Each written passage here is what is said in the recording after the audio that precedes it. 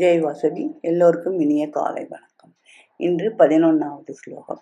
அதை ததப்ய சக்தோசி கர்தும் மத்யோகமாஸ்ரிதः சர்வ கர்ம பலத்யாகம் ததக குரு யதாத்மவான். இனி இதை செய்ததற்கும் இயலாதனின் என்னிடம் அடைக்கலம் புகுதலில் பொருந்தினவனாய் தன்னடக்கம் பயின்று கர்மபலன் முழுவதையும் எனக்கு அர்ப்பணம் செய்.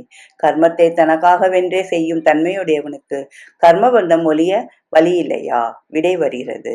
முழு மனதை இறைவனுக்கென்றே ஒப்படைத்து விடுவது சிறந்தது. அதில் சாதனம் பூர்த்தி அடைகிறது. அப்பெருநிலையில் நிலைத்திருக்க இயலாதவர்கள் பழக்கத்தால் மனதை இறைவன்பால் திருப்ப வேண்டும்.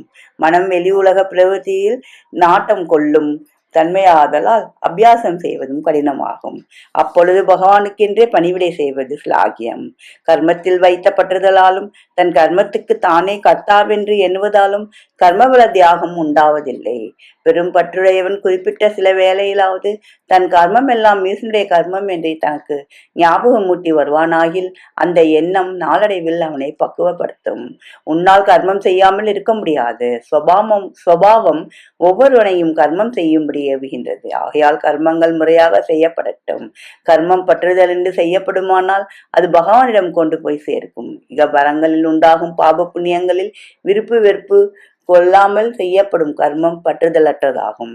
இவ்வித மனோபாவத்துடன் செய்யப்படும் கர்மம் முடிவில் கடவுளிடம் கொண்டு போகும் மார்க்கமாக அமைகிறது. இது ராமகிருஷ்ணர் உபதேசம்.